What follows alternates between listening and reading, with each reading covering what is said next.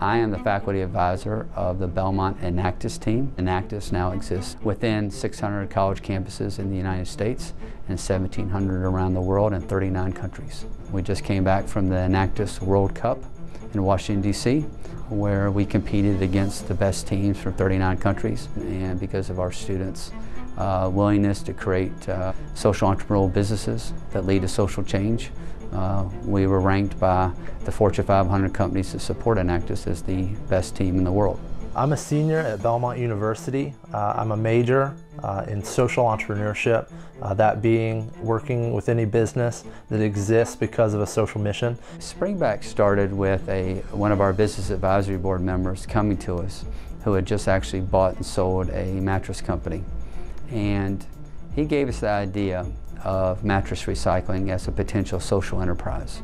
All of us came together to the table to try to figure out what was going on. How do you disassemble a mattress? How do you get the metal off of the wood on a box spring? How do you sell to a scrap buyer? How do you bundle these materials so that they're more valuable? We took a year to figure that out. And once the model was built, then we presented the model to Isaiah 58, a local ministry that served formerly incarcerated men. He said he had a project where he wanted to employ homeless guys. And I said, well, we have great relationships with guys on the streets that are always looking for work, so I think I can help you there. I was 25-year-old, 26-year-old running around and just being wild and, partying, not giving a care about anything in the world and being selfish, doing whatever I wanted. Got into drugs and alcohol and ended up going to prison for 2.5 years, and it was a learning experience. And then moved from prison to Isaiah 58, moved into one of their homes. They taught me a lot on giving back and not being so self-centered. That whole experience helped me as an individual to become who I am now. The vision was always that we would help men transition back into society. And of course, what do most of us do at least 40 hours a week is work. Could they figure out a way to bring in mattresses at a particular price point, efficiently scrap those mattresses, and then sell the component parts at a price point that made economic sense? So we basically got some mattresses and took them into the warehouse and with a razor knife, cut them open to see what was inside of them. We did that probably 3 or 4 months, just cutting them up and piling stuff up, wondering what we were going to do with it all, because we didn't know where to sell the products or anything when we started. And over time, we finally found buyers for absolutely every product. We didn't even know the plastic that the mattresses were coming in was worth money. We found a buyer for that. 99% of a mattress is recycled. The mattress is several different layers. It's like a sandwich. It has an outer cover, which is a quilted foam with fabric and foam, and then under that's normally another layer of just strictly foam. And then you'll have cotton, and then a shoddy or a felt, as we call it, is on top of the metal. And then each one of them is baled up in individual bales and sold to different suppliers. Originally, we thought that the metal would be the prize item out of the mattress because everybody recycles metal. And through time and finding out buyers for the different products, we figured out that the foam is the more valuable product out of a mattress.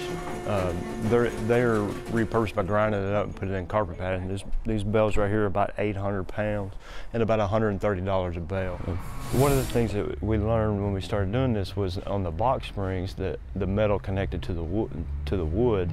It was real difficult to get off. We tried everything from sledgehammers to beat it off to crowbars. We tried to even make a tool, and it was just so difficult because these box springs have these staples that staple the metal to the wood.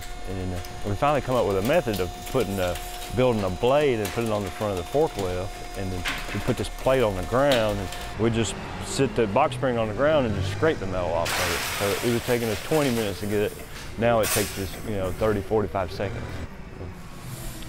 The bales here average about 35 mattresses, and they weigh about 1,000 pounds. So these 20 bales behind me, that's 10 tons of metal, which is about 700 mattresses. If you figure 120 per 53-foot trailer, that is 5 trailer loads of mattresses that would go straight to the landfill. And up on this wall there's 20 bales, so that's 10 tons, which is going to average out about 700 mattresses. And we do this every 2 weeks. If we average that out, that's 27,000 mattresses a year. If you could imagine a 53-foot trailer, which is 3,300 cubic feet, it'll hold 125 mattresses that would go to the landfill. They bring them to us, we break them down, and the only thing that goes to the landfill after we're done with them is this 16 cubic foot bale of trash. People, I think, inherently want to divert solid waste. First, we want to bless the community partner. In this case, Isaiah 58 and the men they serve. We have one particular one that was living in a tent.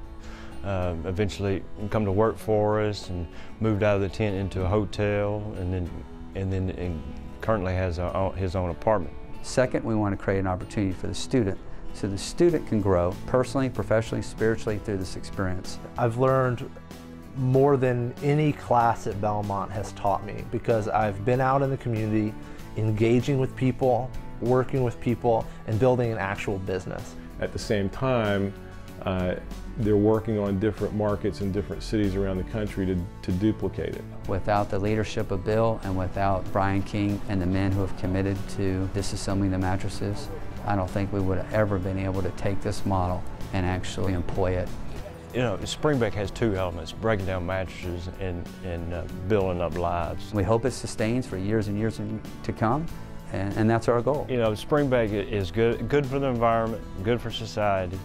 We're recycling mattresses and recycling men.